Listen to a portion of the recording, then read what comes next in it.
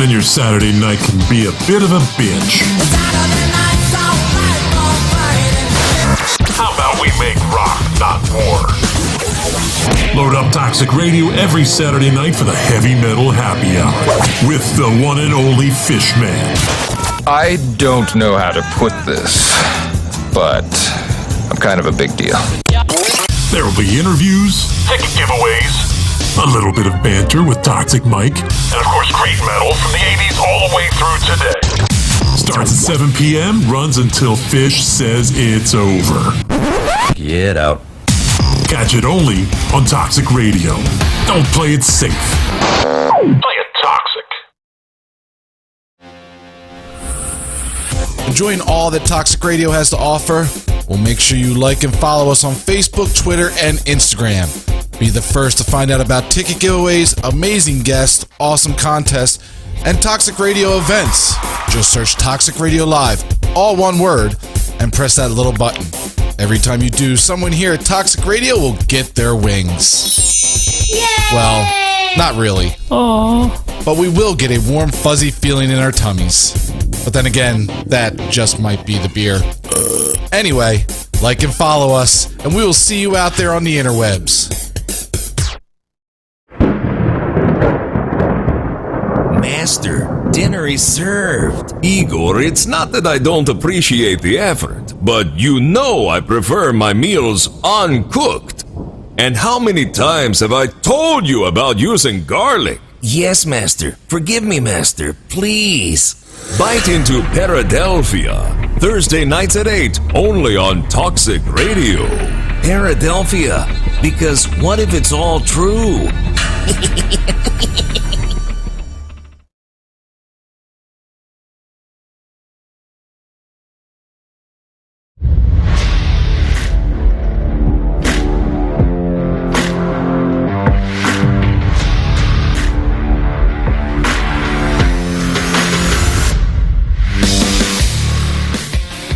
Hungry for Hope Nation, Reckless Donnie Hart here, and we got a special one for you today. We're going to have a former Super Bowl champion, but before that, let me announce my co-host. Co-host?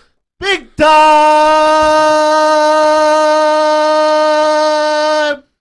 Tim! I botched this one. Oh, no. Tim Kaja. He bailed. And we got with us our sports and gambling expert. Donnie, how's it going? I'm feeling good. It's Super Bowl week, and we got the right guest on for this. This is a big guest for you, man. We're gonna have live with us everybody. A guy who went to the biggest game in the biggest sport in America. Our guest, we're gonna bring on Alex Silvestro, the pride of Paulsboro. I think we got Alex on right now. Let's bring him on. Why wait? How you guys doing? Alex, my man, what's up? How you doing? Good, man. Just hanging out. Quarantine. It is what it is. It sucks, but recently married not too long ago and just had a kid a couple months ago. So you got a lot going on, man. Thank you for coming on the show and putting I know you got to be busy with the kid and the wife and all that stuff, but you gave Hungry for Hope a little bit of time. I appreciate it. Yeah, no problem. This is a big week. I thought, who's a better guest than you, man? You're a guy who's from this area where we put the show on, and you're on the biggest stage in all of sports, the Super Bowl. You have a pretty interesting story. You're from Paulsboro. People, we got viewers from all over the country, but tell us about Paulsboro, your upbringing. You're from Gibbstown, New Jersey. You're a product of Paulsboro High School. Tell us what Paulsboro. I know what Paulsboro is, but tell us, people don't know. Tell us about that upbringing. Yeah, sure. I grew up in Gibbstown my whole life, which obviously I live right in Ladner Park, which is it's right next to Paulsboro. I went to Paulsboro High School. Obviously, in high school, I played 3 sports. I mean, football, baseball, and wrestling. I mean, it's a small town. It's a real tight-knit community. It's awesome that they're passionate about their sports, especially football and wrestling, and I think it's a great place to live. Yeah, you played baseball, football, and wrestling. Playing's kind of you excelled at them. You excelled. You're in the Paulsboro Hall of Fame, the Sports Hall of Fame. Am I right? Yeah, a couple years ago I got inducted in it. Yeah. 2018. We did our homework, Alex. Yeah, 2018. How did you get involved? Like, you had this crazy career in football. Were you always a sports guy? Did you play the midget programs growing up over there? Yeah, pretty much. It was around first grade. I remember my dad just kind of asked me, "Hey, you want to play football?" And I was like, "Sure." And I went into the Gibbstown started a wrestling team that same year. He goes, "Hey, you want to wrestle?" And I was like, "Sure." And next thing you know, baseball comes around. Do you want to play baseball? I mean, I couldn't say no. I love being out of the house, running around with friends, just getting after it, having a good time. So for me, it was like, yeah, why not? And that's nowadays. A lot of times, people, you were so good at like wrestling or football. Sometimes people, they don't like to play any other sport. Like some people would have just stayed with wrestling. You were so good at wrestling, you probably could have just did that or just did football. You never thought about doing that. You were open to doing all three. You know what's funny? And I hear it now a lot. Everyone wants to specialize in a sport, man. Like my whole thing was just play as many sports as you can, enjoy it. It kind of, well, there's a couple things too with that. I mean, when I was growing up, you don't want to really just play one sport the whole time because it could burn you out by the time you get older anyway. As a guy, I used to enjoy switching. Football was by far my favorite. That's why I wanted to go play it. I enjoyed winter when wrestling came around. I enjoyed baseball in the spring and summer when that came around. So it was good to get a mix up. Plus, I always tell people when I was in the NFL, there wasn't one person that said they specialized in football. I mean, they were either played basketball, wrestled, baseball, track. They did something else, and they were usually probably one of the best, if not the best, on their team at that in high school at that point too. So. Yeah, I know. I've read articles where your other coaches, you were coached by Paul Marina and Glenn Howard, the football and wrestling coach from Paulsboro. And I know they both said, even though you played other sports, you still came in great shape. You still found time to get to the weight room. That's a lot of work as a high school kid. You were excelling at them all. You won what, 2 state titles in football? I had I had placed 2 in football. Junior, senior year, we won 2. We lost my sophomore year in the finals. Wrestling, I placed in the state 3 times. I got 6 my sophomore year. I was there 2007. I was there. 2007, you against Glenn Carlson from Southern. I watched that up front, man. I was right there with a bunch of the Paulsboro guys, too. It was pretty cool. I watched you win that state title. Glenn was a good athlete, too. He went out and played linebacker at Penn State there, so a couple years later. So he was an athlete, too. Paulsboro has a long line of some of the best athletes, and you're ranked as one of the best, man. You won a state title. How was that at Paulsboro? They're one of the best wrestling schools in the country, hands down. Paul Marina is one of the most respected people in this area. I'm a big fan of him. How was it actually? You grew up, some of them guys transfer in, but, you were actually a homegrown. You grew up in that small town, Gibbstown, and you made it to the pinnacle of that high school career. How was that being a state champion at Paulsboro, of all places? Yeah, it's great. I mean, it's something that, obviously I would walk around maybe like a 6'4" person. Everyone's like, "Oh, you must play basketball." And I'm like, "No, I wrestle." And people look at me kind of crazy. Then they were from the area, like, "I'm from Paulsboro." I'm like, "Oh, that makes sense then." It's like, no, it don't matter how tall you are or whatever. You're going to go wrestle there, and you're going to most likely be successful because Paul's a heck of a coach. It's even before him with Fredericks. I mean, the program's been very successful for many years, and they do a great job each year. I actually coached last year. It was my first year as an assistant coach. I tried to help him back out, so I would always go in the room and roll around. But last year I was actually in there full time, which is nice. So try to get back in shape. Yeah, man. I remember I used to see you over there when I was over at the Monster Factory. I'd see you. I see you training back years ago. But we got Yanni the Greek here. Yanni, you want to ask Alex something? We got our sports expert here. Yeah, Alex. How's it going? Yanni here. How's it going? How you doing? Nice to meet you over the airwaves here. I just wanted to kind of ask, like, what do you think makes that program so successful? What is it about those coaches that kind of brings the best out of the athlete? I mean, certainly I know you guys get some better athletes coming to Paulsboro because of the program, but how did it get there, do you think? I mean, I think it starts from the top down. I mean, even with same with football. I mean, to be a small Group 1 school that, I think when my brother graduated, there was like 85 kids that graduated. When I was there, it was a little bit more, like 120-ish or something around there. But just to have such a small school and have such a great coach in football with Glenn Howard and wrestling with Coach Marino, it's really, that's where it starts. And then once you start winning, then it just becomes a thing where, that's the culture. Exactly. You go to Paulsboro, you're gonna win championships in football, and you want to win championships in wrestling, and that's it. Yeah, Glenn, he's still the football coach there now. He was there before you. I mean, he's been there forever. How long about has he been there? Over 20 years. He's been there. God, he's been there for a while. But I have a funny story with him. I was getting recruited out of Penn State, and I was up there, and it was Joe Paterno was the coach at the time, and I was him and my dad were sitting in a room, and he was talking. He was like, "Oh, Glenn Howard." He's like, I tried recruiting him, and he told me no because he ended up going to Minnesota, and then because I even tried to get him to coach for him. He told me no. He's like, I can't get him here either as a player or as a coach. So that just shows you the quality of coach that we have at a high school level. I've heard that a lot, Donnie back here. I've heard that over the years that a lot of people tried to get Glenn Howard to leave Paulsboro, and he wouldn't leave it. That just tells you, people aren't from here listening. I'm just trying to get them the picture. Like, you graduate with only like 130 some kids, right? It's not a big school. Yeah, I think it's 123. I think is what it was. Yeah. Yeah, I know it wasn't much, and small school, just like. These people are just bred. It's something in the water in Gibbstown and Paulsboro or something. It's just like you're bred to be, future state champions. Like, did you ever dream of that when you first got into the program?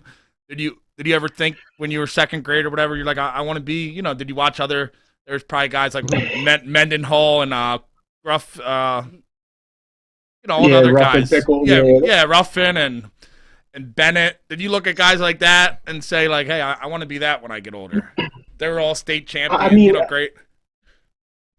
Yeah, when you're younger, you don't know too much about it. It's fun, wrestling was fun, whatever it was. And I guess it wasn't necessarily until like middle school when I would really start going to high school matches, and that's when you saw people like you had Pickle, you had Curl, you had Bennett, Mendenhall. These guys would. You watch them, and they were just these huge athletes in high school, and all of them, crazy as far as all of them were great football players too there. And I remember watching them and winning state titles, and we would go up to Phillipsburg, and they pack you up in that gym they have there, and they put us all out to the side, and we come in and we end up like winning the group, beating them that year, and that was the year that they were number one in the state. One school to be number one in the state. It's kind of crazy, especially when that year they didn't even have 103 wrestler.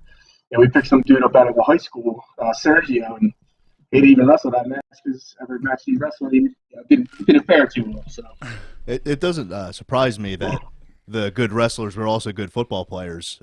Just like the way you have to, control your leverage and that kind of stuff. It just lends itself to football, especially working in the trenches, which is what you did. So yeah, it definitely doesn't surprise me that those good athletes were good at both sports. Yep, go hand in hand.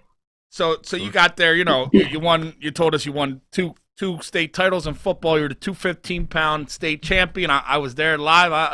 I was clapping. I was really, even I didn't go to Paulsboro. Just being from this area, you kind of took pride in seeing guys local make it. And we got a question up. We got a fan question. What is it, Tim? All right. So Ray wanted to ask: did wrestling help you in the NFL? And which way? Yeah, how did wrestling help you with your football career in college and NFL? Thank you, Ray, my man, the beast of the Northeast. So, like I said, each sport you do will help you some sort of way into the other sport. That's what people don't get. Like, with wrestling, it helps with leverage, grip and tackle and things like that. And the same with football. You're constantly lifting and working out. Tackle and a double leg aren't too far apart. Even with baseball, you have hand-eye coordination and everything like that. So, each sport plays a role with the next.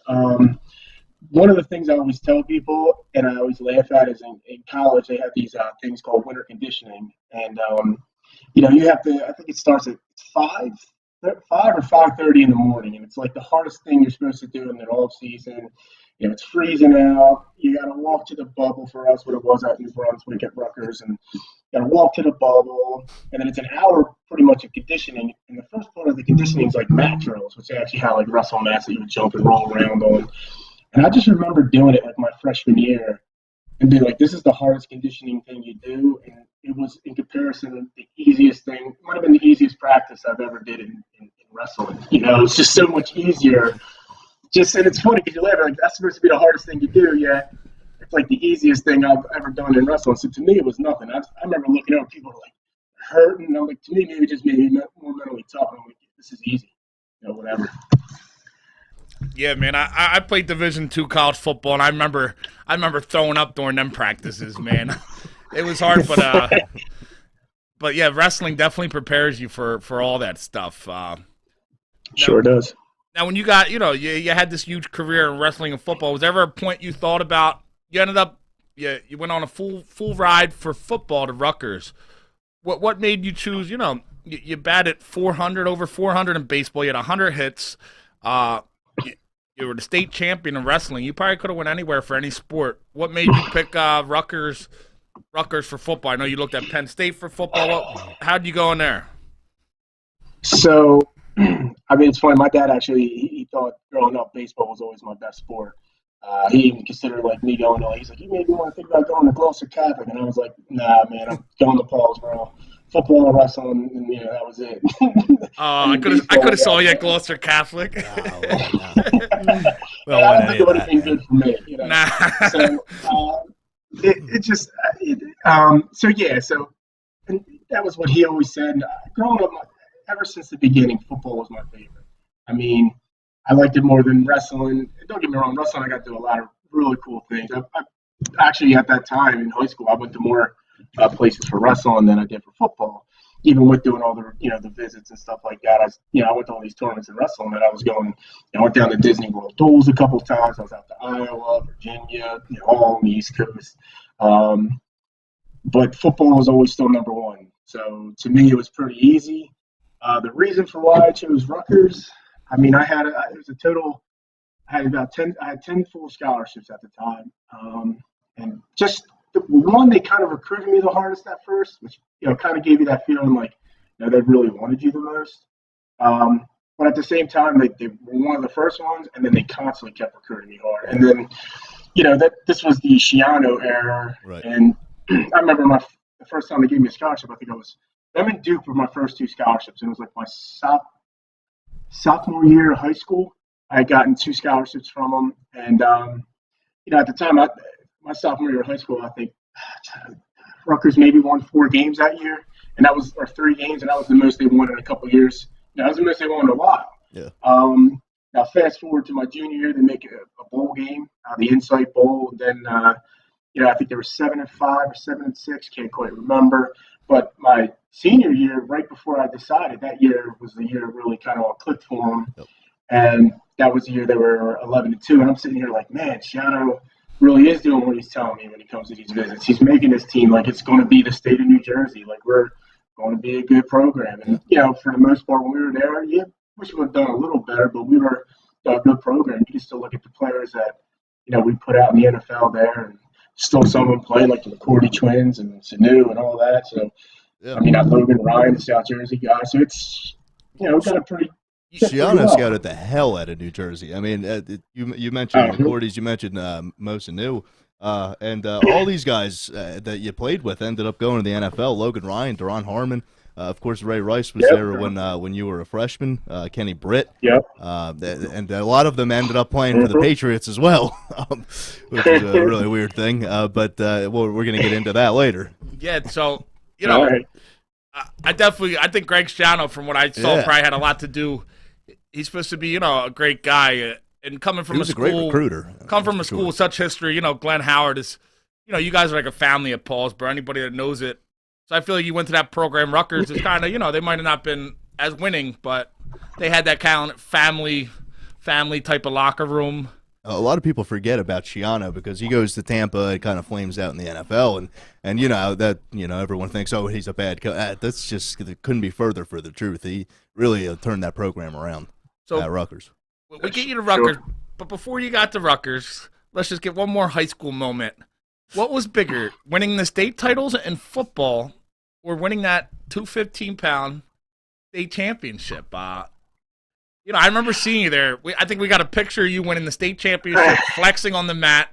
You could just see, you've been working since first grade or whatever, and the whole community's behind you. There were so many Paulsboro people there. Here you are on screen. I felt like the whole arena was filled. We were there in Atlantic City. Was people there to root you on.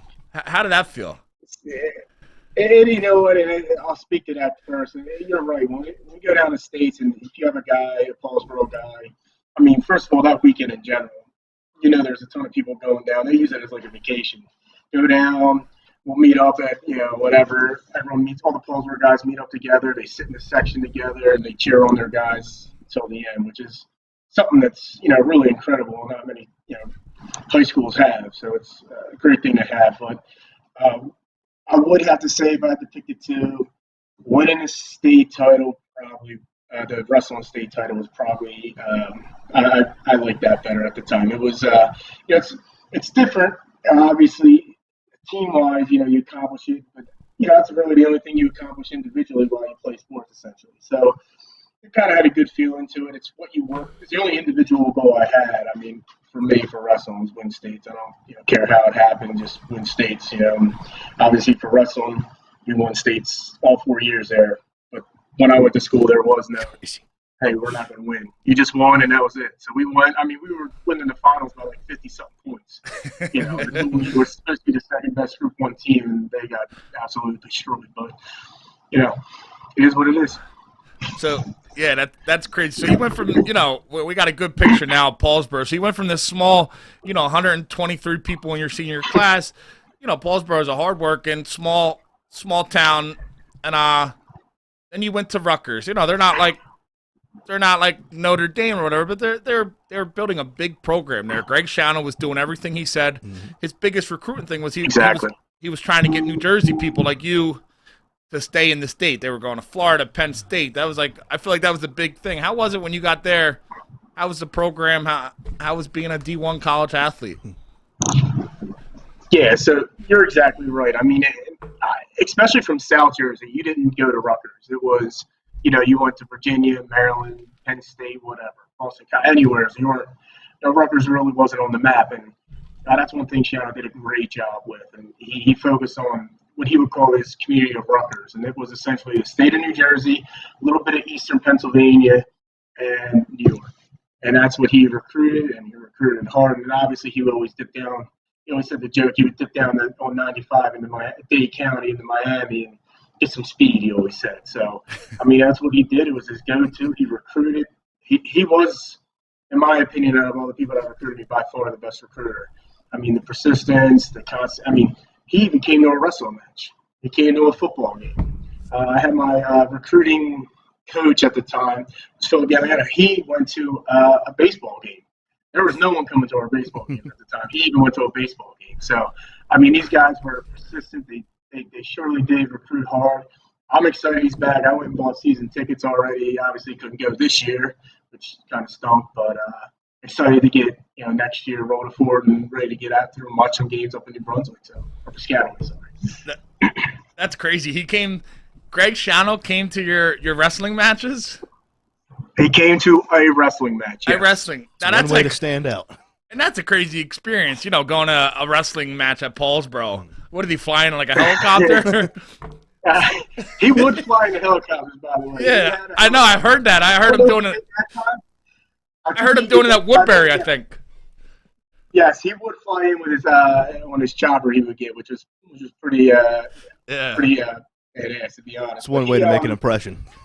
Yeah, right. So, but he came to the football game. We had like a banner for him, which was cool. And then he came to a wrestling match and sat like in the front or whatever. And then afterwards, it's funny. He went to the Sons of Italy and just talked or whatever because he came down. I've been over there. I've been over there on Broad. Yeah, I've been on the Suns. Yeah, maybe we'll get a drink there one time. Shout out to the Suns. There we go. Shout out to the Sons of Italy, man, all day.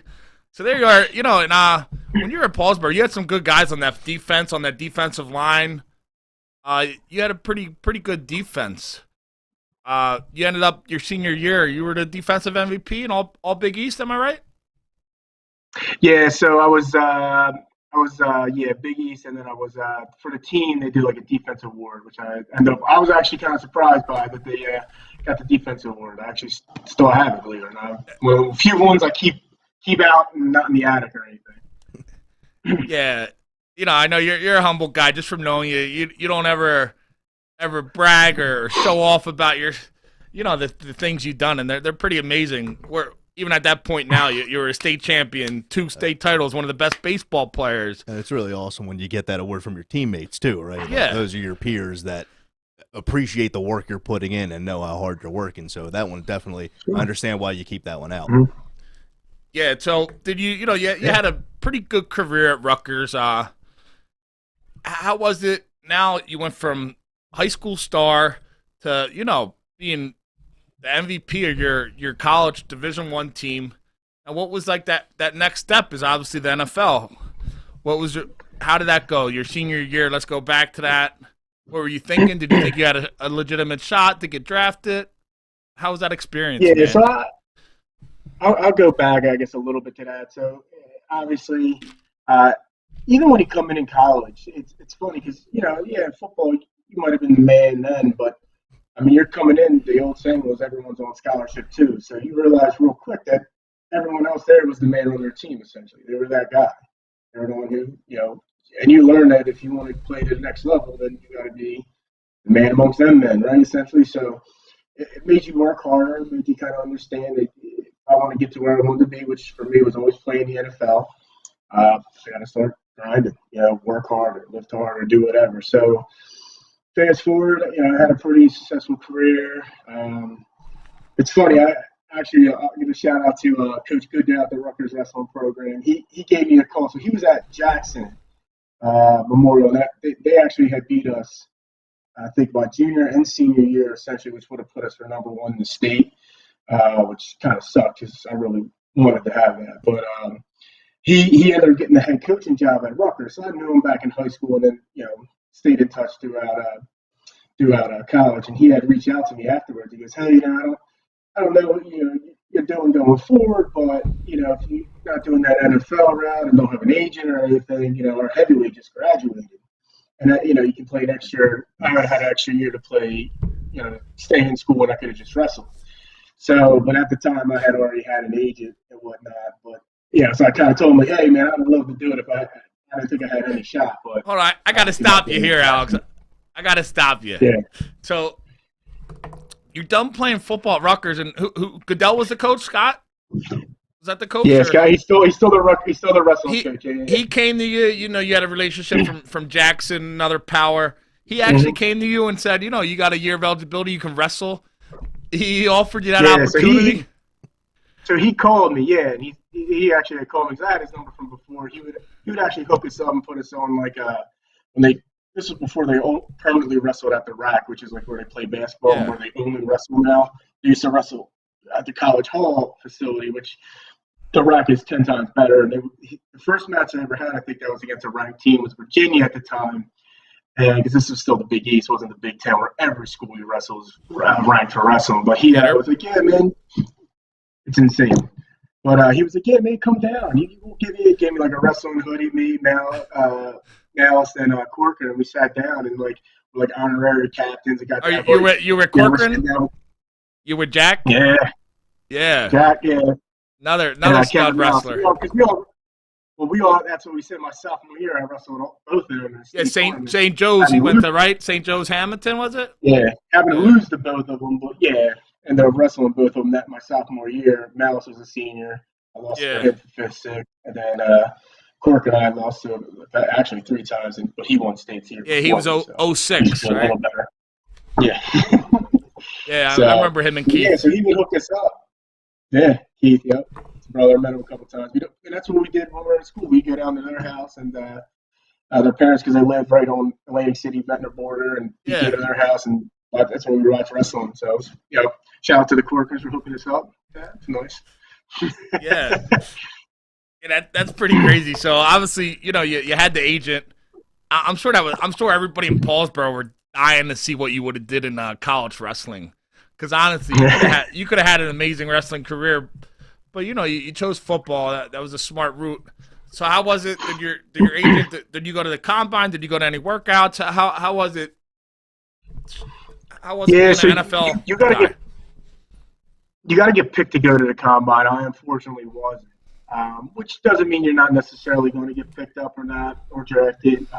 Essentially, I believe it's only the top 200, if I remember correctly. But had my agent. So what every team does essentially, or bigger program does, is you have a pro day. So that whole off season, I trained for that pro day, leading up into I guess would have been the pro day in the springtime. I worked out every day for longer than I even did before, just to try to get all those, every drill they do there, So my goal was to work out as hard as I did. I thought I tested pretty well in the pro day, and then my goal after that was. Do you remember your pro day results?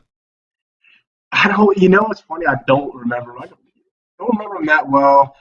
The only thing I do remember, I bet he does. That's our sports expert. I bet he does. I was gonna say, I'm one of these draft guys that you hate. That's what he does. Yeah. Yanni's actually, his background's in he's one of the best scouts I know. He scouts. He's been doing it forever, man. He really goes into that. That's why it was pretty cool having him today. That's why I made sure he was here. I got you. You ran 4.8. You ran 4.83, which is really nice. That's a good time for defense. You know what? It's messed up because I remember the Rutgers guys telling me it was a 4.73. I think they messed me up and gave me a 10th higher. I think they cheated. The low one is listed here, the 4.73. So someone's clock was a little bit fast, but they got it on there. They got it on there. Someone's got your back. I'm saying he ran a 4.73. I'm saying a 4.73. Hey, it's on here, so it counts. I do remember my bench. 29 times? I was mad because I didn't get 30. Yeah. I remember that. I'll never forget it. But I never was one that was really good at repping. I was always good at doing multiple reps. I've seen you lift heavy weight, man. I've seen you there in Paulsboro at the facility. I've seen you back around that time, 2012 maybe, lifting pretty big weight. I think you 450 I used to be able to max. Yeah, nobody's counting. Is the old max. I can't do that now, but thank you. So you did after you did these combines.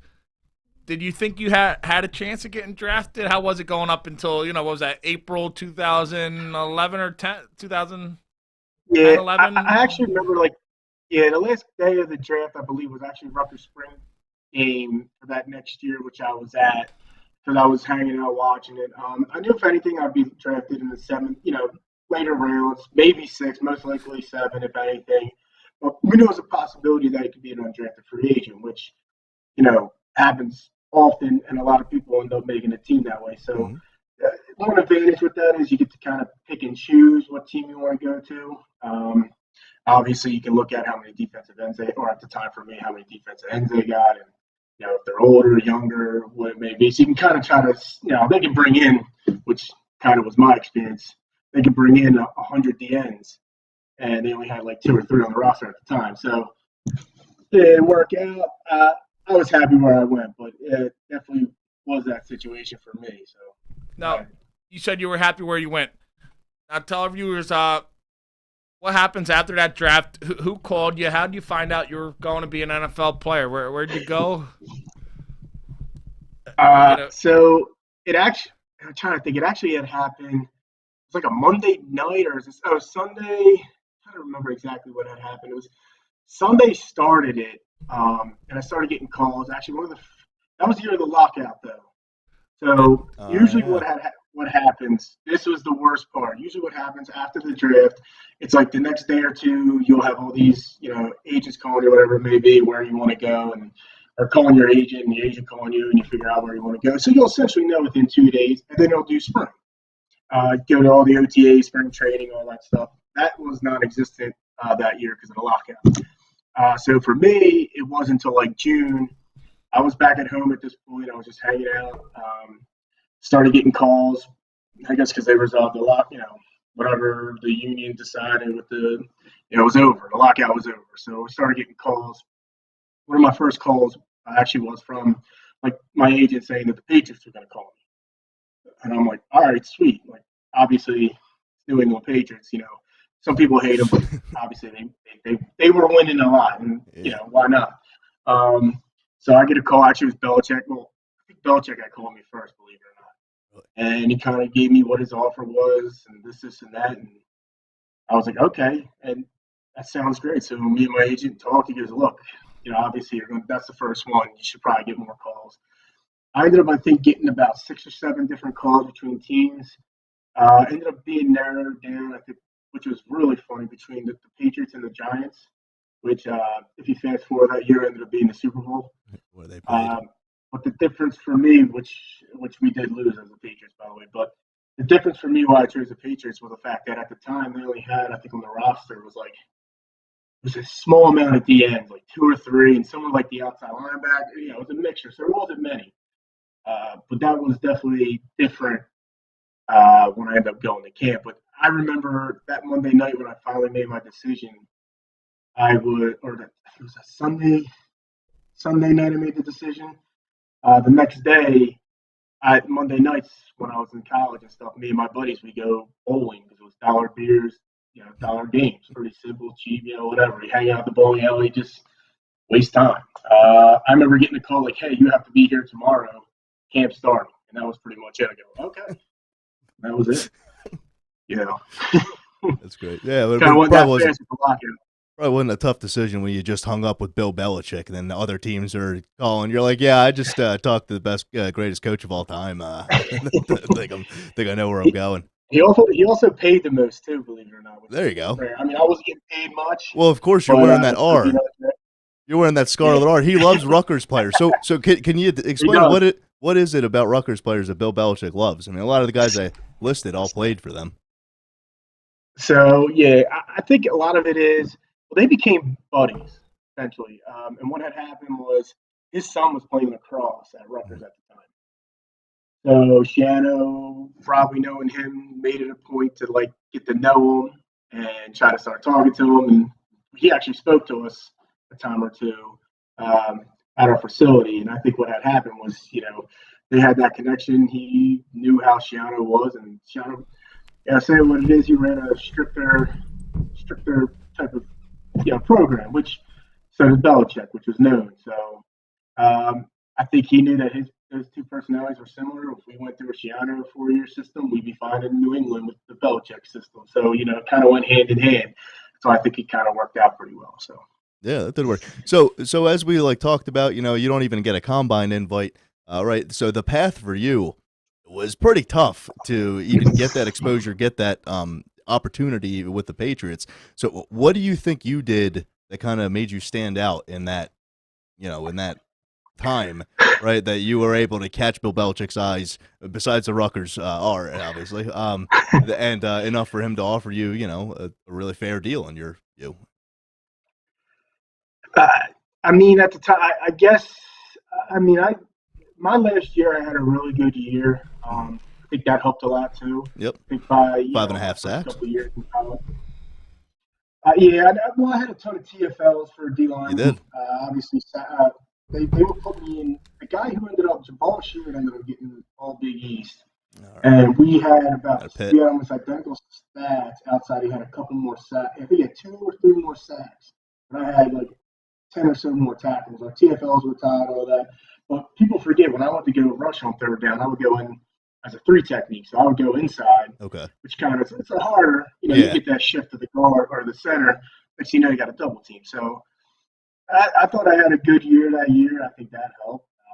We had the sad part about that year was my boy Eric LeGrand ended up hurting his neck that year and ended up becoming paralyzed. And I think, a lot of kids were, rightfully so, were shooken up about, playing football, which was horrible because, you're sitting here and you see a kid that was absolute beast and, he's laying in a bed and obviously not to make this negative because he's the nicest, best kid in the world, obviously.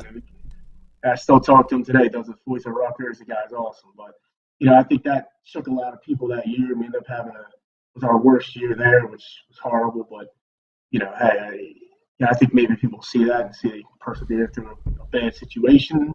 Maybe that helped out too. So I have always wondered that how, after something like that happens, that you have to finish this game right now. You know what I mean? It's just such a switch in mindset that you're looking at your friend down there and suffering, and now you got to switch that anger back on and go and play football again. It's always tough to watching from TV. That's all I can do. Yeah. Well, it is tough. But at the time we didn't know how bad it was, to be honest. You just see them get pulled off. Football, it happens. People, and it wasn't until really after that Shannon kind of was telling us hey, look, this is the situation. And we're like, oh crap, that sucks. Yeah, he's really man. Eric. He's made something of himself though from the opportunity. I've seen him on TV. He's obviously got a ton of charitable stuff that he does. I've seen, so he's definitely making something of a bad situation. Does a walk at Rutgers every year. I seen he's got his Believe thing. He's got he just started a coffee thing. I saw the other day. Actually, I wanted to message him about it. That's great. It's awesome to see he's doing all right. Shout out to him. Yeah, big shout out to Eric, man. I know you guys had a pretty good connection. That's amazing. But let's get back to the Paulsboro kid making it big. There you are, South Jersey with kid, the New England Patriots, 2011. Now you played what was that, week 15 with the Miami Dolphins or against the Miami Dolphins? Yes. So throughout that year, there you are with Gronk.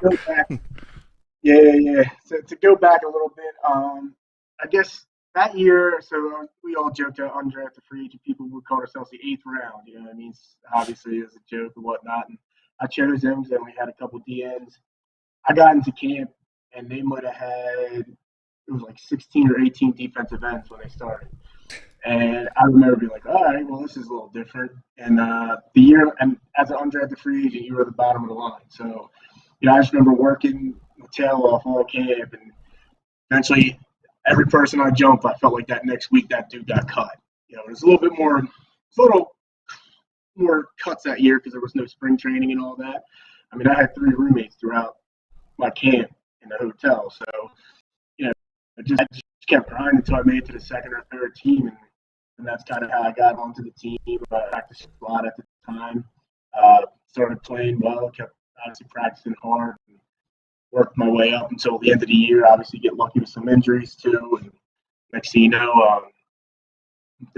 I think it was Christmas Eve. It was the Miami game, and I got the test for it, which was awesome. Got to play, which was my first game. We ended up getting defense got a game ball. So everyone on defense, because it did pretty well that game, and so I got myself a game ball, which is nice. That's great. And this is all your rookie year. You're fresh out of Rutgers, man. You still probably got your Rutgers gear on, and now you're wear it all the time. Yeah, I could see. I wore the red to show my Rutgers and Paulsboro pride for you. But so you played in that game. That was your first game. How was that experience? Actually, your parents. I'm sure your parents had a big thing to do with this, man. I read up on how they were in your life, how they pushed you, they got you into them sports. How was that just for your parents getting to see you, man, your family, your teammates, all them people who were on your side in Paulsboro when, you were that little kid just beginning. What kind of experience was that for you, man, knowing you got to that pinnacle? Yeah, and you're right. I didn't bring up my parents much, but my parents were the best. They were the most supportive with everything. If I needed to go to one camp, practice, it wasn't like my dad was making the most money at the time, but he made it work. I would go down to Florida for a week, and he would, for wrestling, he would get, pay for it, and I would be able to fly down, wrestle for a week, and come back home. So, anything I needed sports-wise, any tournament, he was the one usually driving other kids from town if he needed to. So, my parents were awesome. My mom was the best. She did everything. The old school, Italian mom, just great, does everything. My dad would take me wherever I wanted to go. And that was always there was ever a tournament, I just said, yeah. I was never like, nah, I'm good this weekend. I want to hang out with my friends. It was like, yeah, I'm going to it. And he'd be like, all right, I'm driving. So, that was that. But for them, I knew they were excited. Obviously, they got to come up and families could do like a dinner after, which, I had to tell them, like, not be too embarrassing going up to too many people in the locker room or outside the locker room is where we ate. And, we got to have a meal, sit down. And it was exciting because then we had off the next day. So I ended up driving home with them and flew back up the next day. So there you go. We got to spend Christmas at home that year, which is nice. So what's it like watching Bill Belichick from behind him? Watching him coach during a game. I mean, what's how is he? Is he the curmudgeon that we all think he is, or? So it's hard to see how a coach kind of is, especially like a head coach, because you're too worried about essentially your position at the time. So you're really, if anything, following your position coach around here and there. As a coach, I liked him. To me, he was always honest. So when I bumped up and down from practice squad, and then when he would cut me, he had cut me for a week or two and then brought me back. And every time he did it, or he was just honest. He was, hey, look, we're going to have to cut you. It's a numbers thing. We really like you. Want to bring you back in a week or two. And a week or two, he'd bring me back. And, he brought me up and told me he was active and all that. Oh, we got your parents. Really, we got your parents on screen right now. There you are with Wilford. Yeah, that's Wilford. That's pretty cool, man. I saw a lot of videos with your. I think I saw one video of Rutgers with your parents. I could just tell, man, that's something that stood out. Their support, and I could just tell they were a good support system, man, and it says a lot about you. Yeah, so that was at the Super Bowl. That was awesome. Obviously, you get when you go there, the media is insane. It's different than it is. The media is still insane throughout the rest of the year, but then it's even crazier. But that was after we did the pictures and the families came, got to meet everyone. But Super Bowl experience. I was able to go to 2 of them. It's awesome. How was the media day with the Super Bowl? How was that? Did you wear? Really wild. I mean, you hear rumors. You don't know what to believe. I've heard stories. You were in Mexican sombrero hats and you were running around with a hat on. I don't know if that's true or not. If there's a picture out there, I would love it to be on the screen of you in a sombrero hat. At the there might have been.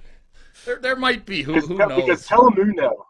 The Telemundo people are the craziest people. I mean, to them it's different, right? So they don't. Yeah, it's funny because they. Oh man, Telemundo, it's on. There you are. We got you live on this screen. You can't run from that picture, Alex. So how was it? Yeah, that's my boy. That was my boy Mike there. We roomed together for a couple of years up in New England or whatever. So it's funny. It's they come around, they do all kinds of goofy stuff, and it's you just go along with it. And it's all everyone's having a good time. That's all. That's awesome, man. I'm sure that had to be you literally went from undrafted Rutgers guy to you're in the Super Bowl, but you're not just in the Super Bowl. You got Tom Brady, Rob Gronkowski. You're on the greatest football team ever. You're working with some of the greatest guys to do it in that industry. The greatest coach. Sure. And I'm sure these guys just gravitated to you because of your background, just all these great coaches you had, this great upbringing, a family. You're a team kind of guy. So I'm sure, did you have any relationship with a guy like Tom Brady or Gronkowski or? So I got to know Tom a little bit more when I went to offense, obviously, because something was different. Not many people switch positions in the NFL. I played my rookie year as a defensive end, and in the beginning when I was running mostly scout team, they had asked because at the time it was only Gronk Hernandez and one other tight end, and they were just like, so they needed 2 tight ends to run the scout team. And they're like, hey, can anyone run tight end? And I'm like, yeah, the more you can do, the more valuable you are. I raised my hand. I'm like, yeah, I did it in high school. I can do it here. Why not? And I guess my problem was I did it too good because they ended up asking me in the off after that year to come play tight end after that. So after that, I got to know him a little bit more.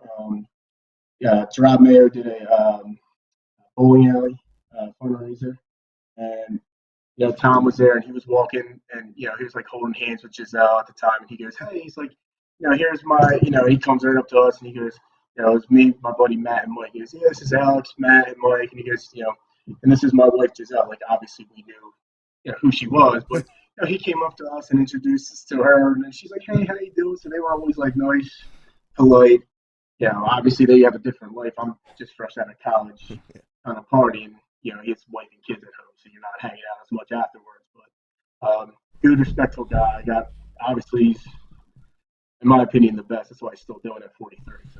So, what do you think, in your opinion, having worked with them, separates guys like Tom Brady, guys like Bill Belichick, guys like Rob Gronkowski, besides obviously the physical talent?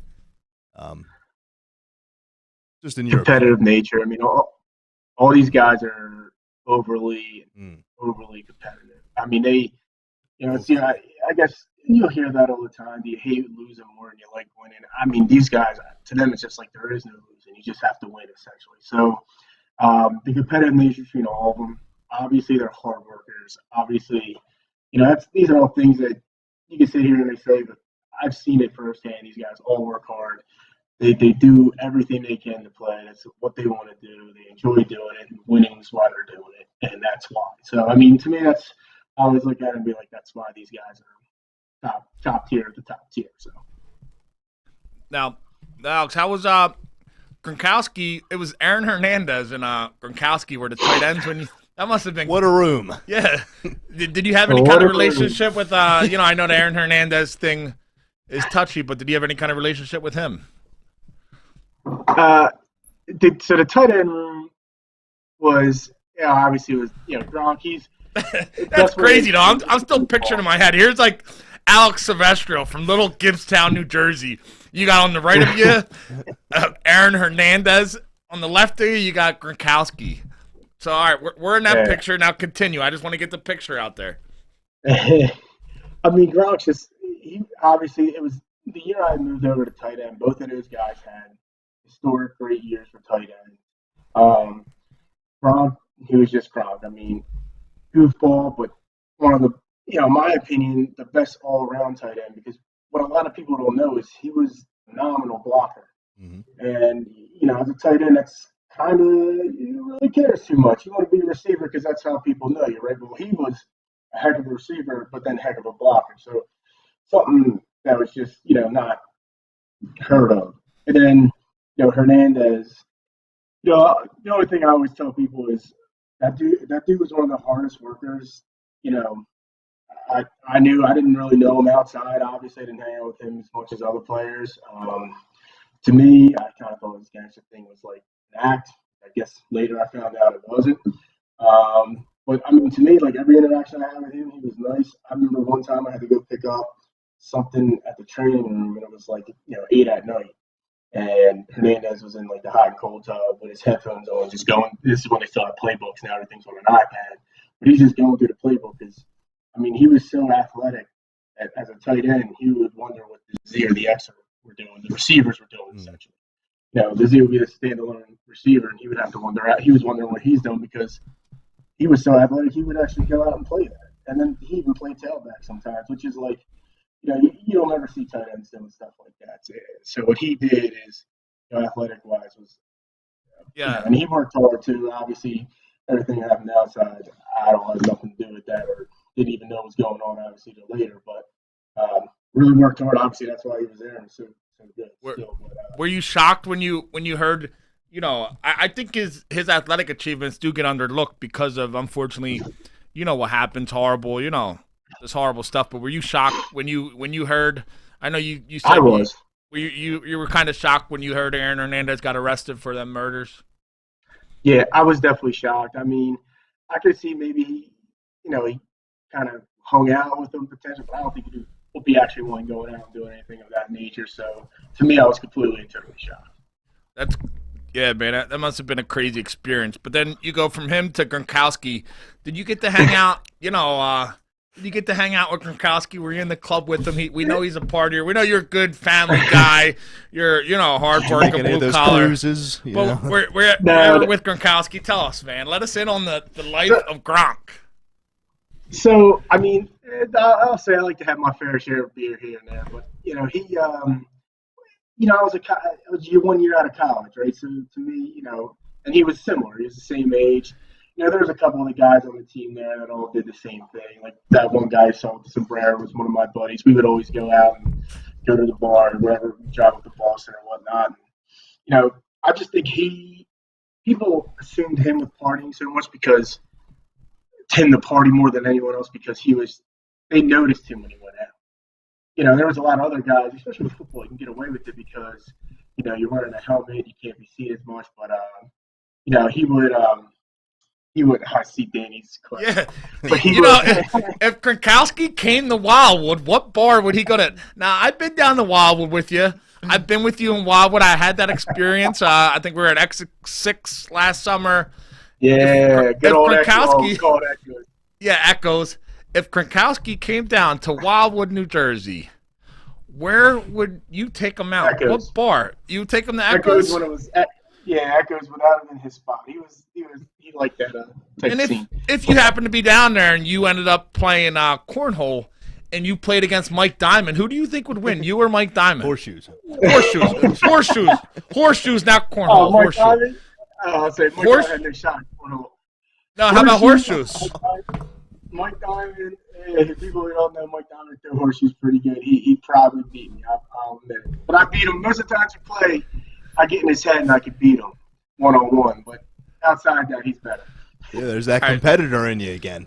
So it must have been crazy. Gronkowski's looked at as like the biggest guy to go hang out with, and you got to hang out with him, correct? You were in the clubs or whatever you want to call it. Yeah, we hung out a couple of times. I mean, I always tell people one of the best parties I ever did was right after we won the AFC Championship against Baltimore that year. I'm trying to remember the club, but pretty much every player went to this club, and every table, every back room was all rented out by players, and it was just an epic party, obviously, because you get an extra week off, too. So that was one of the better ones. But there was a couple other times we went out, obviously got to party a little bit, so all good times. Some of the times, believe it or not, another good time we had. So there's I don't know if anyone's ever been to Foxborough, but it's just a small town. It's not, it's 30 minutes south of Boston. But there's essentially 3 bars in the town. There's your center town bar, which is Waxy's, and then there was the 2 at the stadium. So the stadium has a little strip mall attached to it, where there was 2 bars there.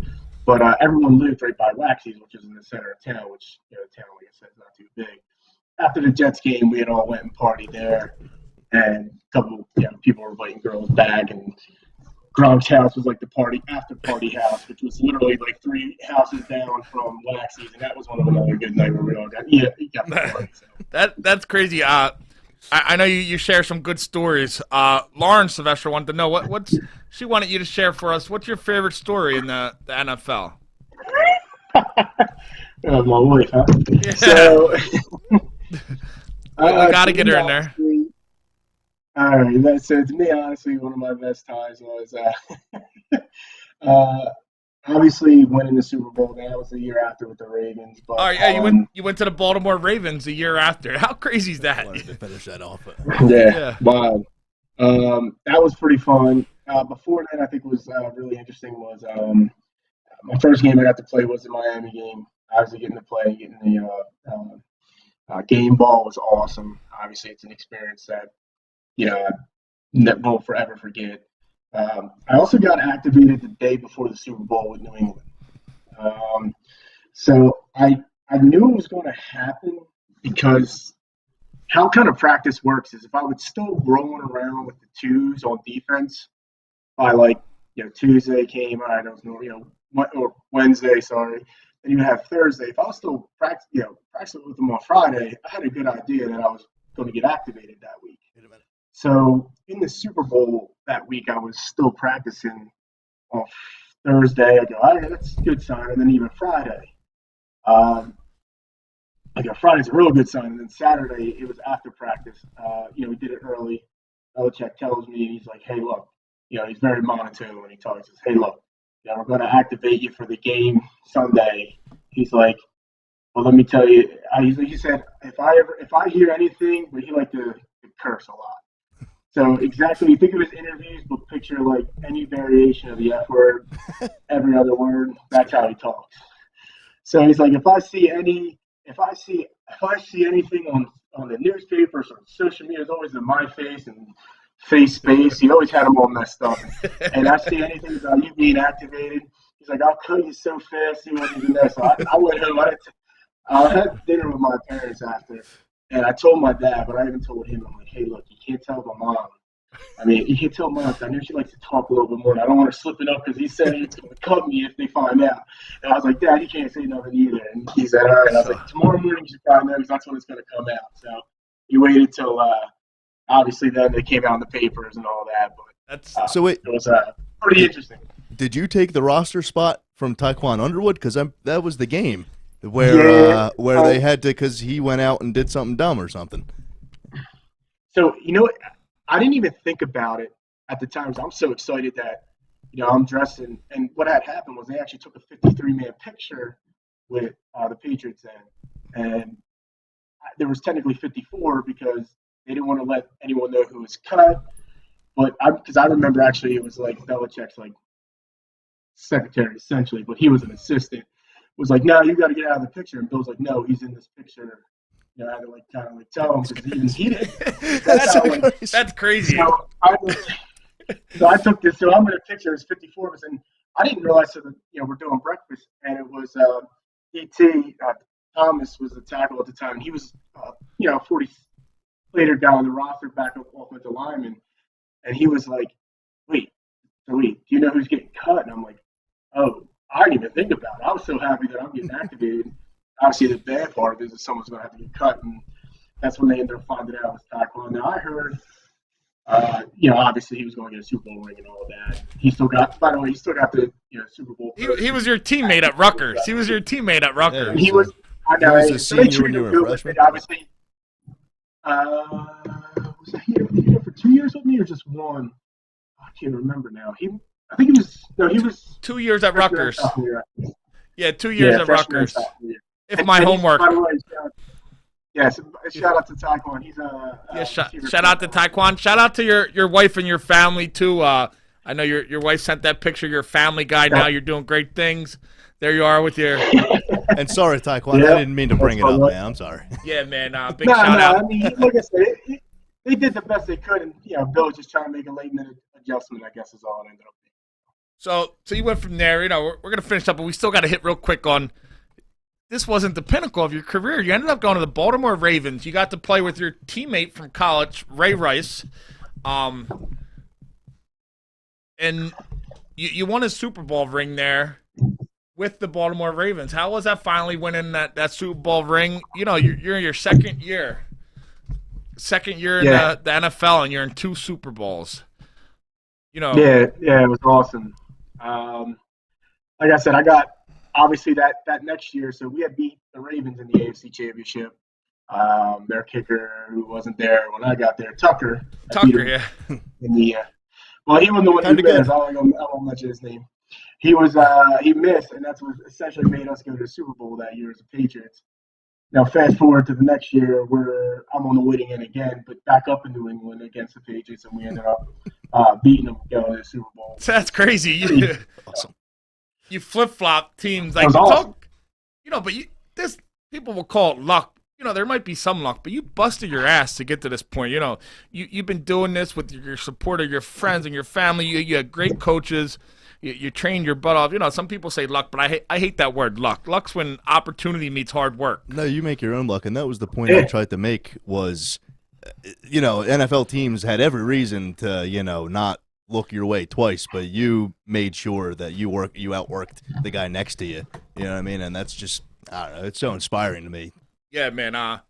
It is inspiring, man. That's why I wanted to have you on the show. Just the whole, you're a great character guy. Anytime I've ever been around you, the last thing you bring up is yourself. You're a great family guy now. You're out of the NFL.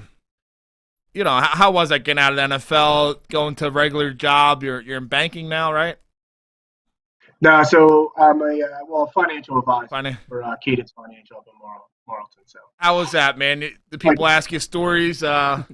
People come in. You're a pretty big guy. Do people you ever have that memories? You're looking back like, man, maybe I could have did more.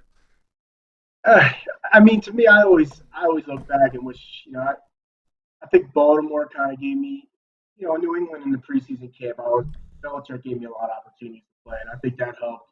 I get to show more of what I could do, and obviously helped me get picked up later with Baltimore. My time in camp with Baltimore, I didn't quite get as much opportunity to play, and I think that kind of really hindered me, either showing them what I could do and or anyone else if they were trying to pick me up or whatnot. So that part kind of sucked. I always look back and said, man, like, I didn't actually watch football the year after. I'm looking at people like, I can do that. I can do, I'm better than him. So I kind of was a little spiteful for, towards it a couple of years back. But now, obviously, now I can't stop watching football again because, like I said, I still love it. But yeah, so to me, it's great. I mean, with work, it helps. It's kind of, my job is meeting people, conversation starters, and it's the easy conversation starter, especially when they go, "Hey, did you play football before? You're a big guy," and something like well, that. I got a funny story. Tell him, right? You wearing a ring? I don't think it's a safety deposit box. I haven't seen that thing in probably a year or two. But that's amazing. We don't have tons of time, but before we get you out of here, man. Anybody who's watching, man, we try to bring some inspiration on our show, man. That's what Hungry for Hope's for. We got a nonprofit now where we're out in the community, we're helping people, but we're trying to give people. We also like to give kids like dreams. Other people. If anybody's watching, some young kid from Gibbstown who they might be, a teenager and they have dreams. What can you tell them about dreams and chasing dreams? Some people might laugh at them or say it's impossible. If you told people when you were, 10 years old that, hey, I'm going to play with Tom Brady in the Super Bowl, they might have laughed at you. But, what do you tell them kids with a dream? Anything you want to leave them people with? I remember when I was younger, you would always say, as a kid and stuff, what do you want to do when you grow up? And I would actually put, like, NFL football player. Like, that's what I wanted to do.